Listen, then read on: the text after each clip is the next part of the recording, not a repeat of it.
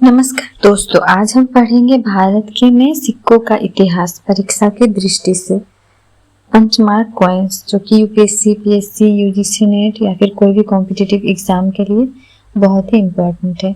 आज हम कॉइन्स के इतिहास तो बहुत बड़ा है, तो आज हम कॉइन्स के इतिहास के पहली क्लास करेंगे। इसके बाद 2-3 वीडियोस और भी है। तो चलिए शुरू करते हैं भारत में सिक्कों का इतिहास। सिक्कों के अध्ययन को मुद्रा शास्त्र कहते हैं, न्यूमिस्मेटिक्स कहते हैं। सिक्कों के अध्ययन को क्या कहते हैं? मुद्रा शास्त्र।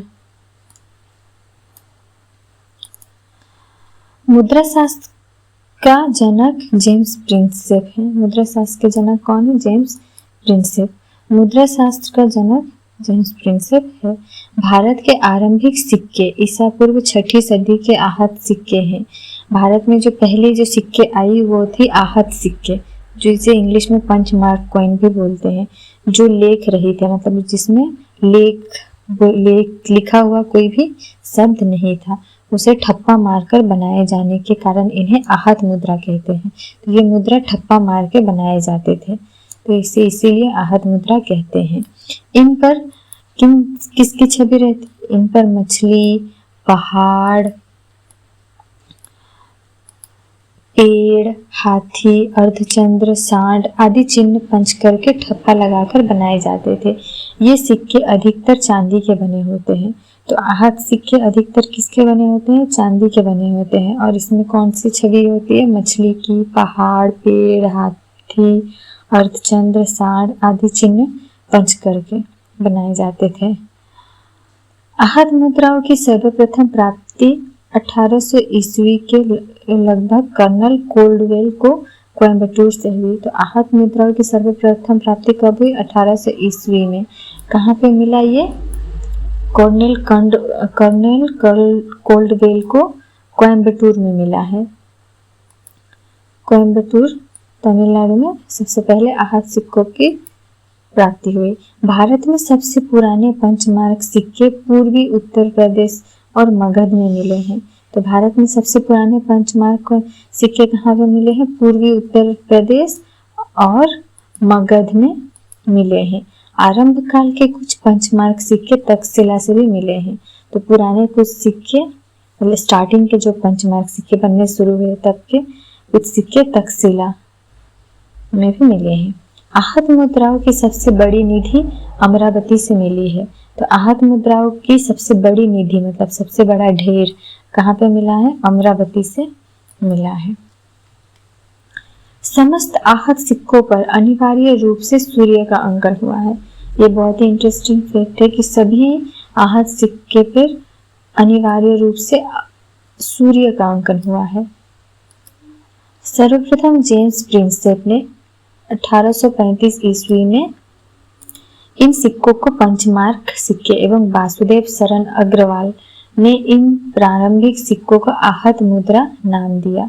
सर्वप्रथम पंचमार्क सिक्के ये नाम किसने दिया? जेम्स प्रिंसेप ने। और आहत मुद्रा ये नाम दिया वासुदेव शरण अग्रवाल ने। अगर 2 क्वेश्चन है, जेम्स प्रिंसेप ने पंचमार्क कॉइन नाम दिया और आहत सिक्का नाम दिया वासुदेव शरण अग्रवाल जी ने। पंचमार्क सिक्कों का विस्तृत अध्ययन एवं उनकी व्याख्या जे रेप्सन ने की है। तो पंचमार्क कॉइन के विस्तृत अध्ययन किसने की? जे रेप्सन ने की है। पंचमार्क को सबसे पहले खोजा किसने? पंचमार्क को सबसे पहले खोजा कर्नल कोल्डवेल ने। उसके बाद इस जेम्स प्रिंसेप ने इसे नाम दिया पंचमार्क सिक्का और वासुदेव शरण अग्रवाल जी ने नाम दिया आहत मुद्रा। और इसके विस्तृत अध्ययन की जे रेप्सन ने। मुद्रा निर्माण की ठप्पा विधि पंचमार्क का सर्वप्रथम प्रयोग तक्षशिला में हुआ था। तो आहत सिक्कों में जो ठप्पा मारने की जो कला विधि है वो सबसे पहले कहाँ प्रयोग हुआ था? तक्षशिला में। धातु से बने सिक्के 5वीं से 6ठी शताब्दी ईसा पूर्व के पहले के नहीं मिले हैं। मतलब धातु से बने जो सिक्के हैं वो 5th और 6th सेंचुरी के बाद के ही मिले हैं, उससे पहले उनके कोई भी सिक्का नहीं मिला है। चंद्रगुप्त मौर्य के शासन काल में ही सिक्कों के निर्माण पर राजकीय नियंत्रण कायम हुआ। किसके शासन काल में राजकीय नियंत्रण चालू हुआ? मुद्रा निर्माण में चंद्रगुप्त मौर्य के समय काल में। और इससे पहले सिक्कों का निर्माण पर राजकीय नियंत्रण नहीं था। सिक्के कौन बना मतलब छापते थे या फिर पैसों के ऊपर किसका वो था? व्यवसायिक लोगों का। मौर्य काल से ही पूर्व सिक्के मुख्यतः व्यापारिक संगठन जैसे श्रेणी, निगम आदि द्वारा बनवाए जाते थे। मतलब पैसा कौन छापता था? तब के जो बिजनेस कंपनीज थे, श्रेणी, निगम, ये सब पैसा या फिर पंचमार्क कॉइन बनाते थे। वैशाली से श्रेणियों द्वारा निर्मित पंचमार्क सिक्के मिले हैं। वैशाली से श्रेणियों द्वारा निर्मित पंचमार्क सिक्के मिले हैं। कौटिल्य के अर्थशास्त्र में टकसाल का उल्लेख हुआ है। कौटिल्य के अर्थशास्त्र में टकसाल का उल्लेख हुआ है। मौर्य काल में मुद्रा एवं टकसाल का अध्यक्ष लक्षणाध्यक्ष कहलाता था। तो मौर्य काल में मुद्रा और टकसाल के अध्यक्ष को क्या बोलते थे? लक्षणाध्यक्ष बोलते थे। ये यूजीसी नीट में आ चुका है ये क्वेश्चन कि मौर्य काल में मुद्रा एवं टकसाल के अध्यक्ष को क्या कहते थे? इस लाइक अभी के आरबीआई के गवर्नर जो होते हैं तो उन्हें लक्षणाध्यक्ष कहलाता था। जबकि रूप दर्शक नामक अधिकारी मुद्रा का परीक्षण करता था।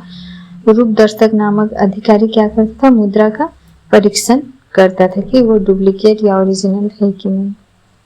सर्वाधिक आहत सिक्के मौर्यकालीन हैं। तो सबसे ज्यादा आहत सिक्के कौन से काल के हैं? मौर्य काल के हैं। प्रारंभ से लेकर मौर्य काल तक सर्वाधिक आहत सिक्के पूर्वी उत्तर प्रदेश एवं बिहार से मिले हैं। सर्वाधिक उत्तर प्रदेश कहाँ से मिला है? सर्वाधिक आहत सिक्के पूर्वी उत्तर प्रदेश और बिहार से मिले हैं।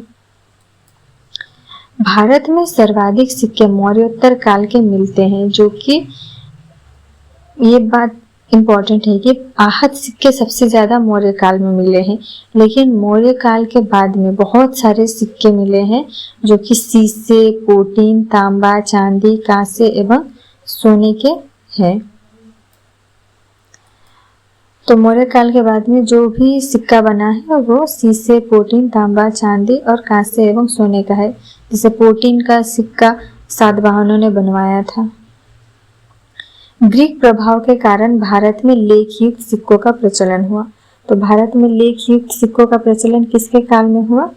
ग्रीक प्रभाव के कारण, जब ग्रीक बैक्ट्रियन लोग नॉर्थ वेस्टर्न साइड में आने लगे तो उन्होंने जब सिक्का बनवाना शुरू किया, सिक्के में लेखयुक्त सिक्के शुरू किए, तो उन्हें देख के भारत के राजाओं ने भी भारत में सिक्कों का लेखयुक्त सिक्का बनाना शुरू किया। इससे पहले आहत सिक्के में क्या था? घोड़े, मछली, पहाड़, पेड़, हाथी, अर्धचंद्र, साड़ आदि चिन्ह के पंच करके ठप्पा लगाकर आहत सिक्के बनते थे। तो ये रहा आज का हमारा क्लास। यहाँ पे क्या है? सिक्कों का अध्ययन को क्या कहते हैं? मुद्रा शास्त्र कहते हैं। और मुद्रा शास्त्र का जनक कौन है? James Prinsep. पंचमार्क कॉइन सबसे ज्यादा कहाँ पे कब मिला? 1800 ईस्वी में कर्नल कोल्डवेल को कोयम्बटूर में मिला। और कुछ पंचमार्क सिक्के तक्षशिला से भी मिले हैं। और सबसे बड़ी पंचमार्क कॉइन की निधि कहाँ मिली है? अमरावती में। ऐसे करके उम्मीद है आपको क्लास पसंद आई होगी। क्लास पसंद आए तो लाइक, शेयर, सब्सक्राइब जरूर कीजिए।